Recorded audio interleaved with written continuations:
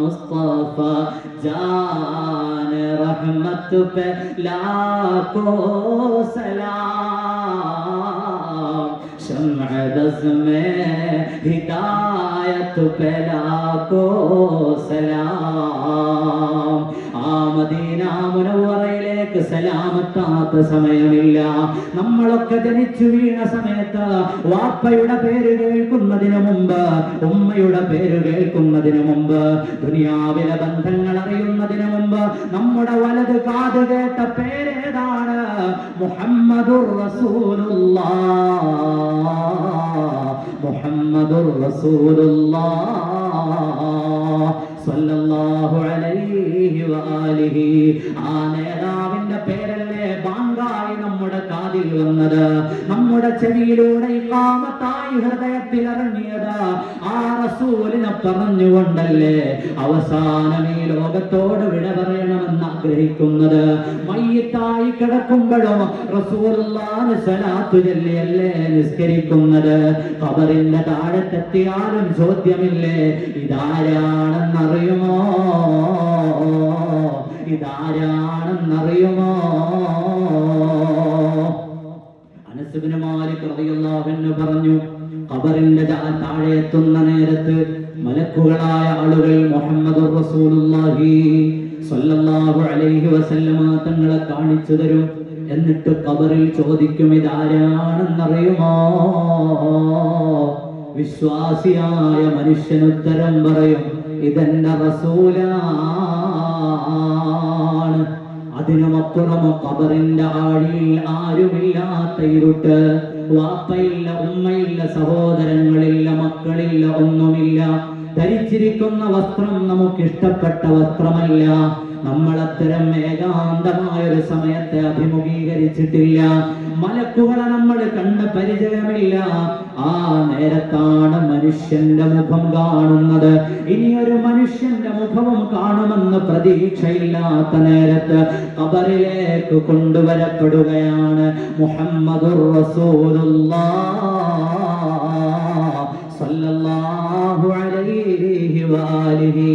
6 അടി മണ്ണിന്റെ താഴെ ആ മുഖം കാണുന്ന നേരത്ത് വഹിയ ബുശ്റാ, വഹിയ ബുശ്റാ, ആനന്ദമാണ്, ആനന്ദമാണ്, ആനന്ദമാണ്. വഹിയ ബുശ്റാ അദീമത്തുൽ ലിൽ മുഅ്മിനീൻ. ഇമാം ഖത്തല്ലാനി റളിയല്ലാഹു അൻഹു രേഖപ്പെടുത്തുകയാണ്, ആ മുഖം കാണുമ്പോൾ മതി മറന്നു പോകും മുഅ്മിനീങ്ങള്. ആനന്ദമേ, ആനന്ദമേ, ആനന്ദമേ. മുഹമ്മദുർ റസൂലുള്ളാഹ് സ്വല്ലല്ലാഹു അലൈഹി വസല്ലം ബുശ്റാ ലിഉമ്മതി, ബുശ്റാ ലിഉമ്മതിഹി ബിറുഇയതി വജ്ഹിഹി. ഹാദാ ഹുവൽ ജാഹുൽ അദീമുൽ അസിയദു. യാ റബ്ബി സ്വല്ലി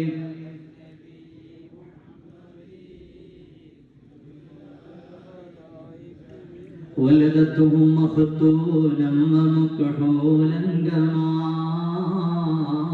قد جاء في الخبر الصحيح المسند. يا رب صل.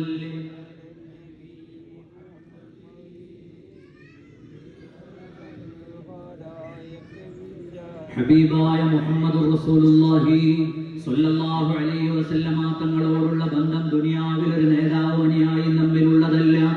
നമ്മുടെ എല്ലാവരുടെയും ബന്ധം നമ്മുടെ ജീവിതത്തിന് മുന്നേ തുടങ്ങി. ജീവിതം ഒടുങ്ങുമെന്ന്, ദുനിയാവിലെ ജീവിതം അവസാനിക്കുമെന്ന് പറയുമ്പോഴും അതിന്റെ അപ്പുറത്തേക്ക് നീണ്ടുകിടക്കുന്ന പരലോകത്തുള്ള ബന്ധമാണ് സയ്യിദുനാ മുഹമ്മദുർ റസൂലുള്ളാഹി സ്വല്ലല്ലാഹു അലൈഹി വസല്ലം. ആ നേതാവിനെ റബീഉൽ അവ്വലിൽ കൂടുതൽ പുകഴ്ത്തണം. ഹബീബായ നബി തങ്ങളുടെ മദ്ഹ് പറഞ്ഞത് അല്ലാഹു അല്ലേ. ഖുർആൻ പറഞ്ഞതുപോലെ മദ്ഹ് എവിടെയും പറഞ്ഞിട്ടില്ല.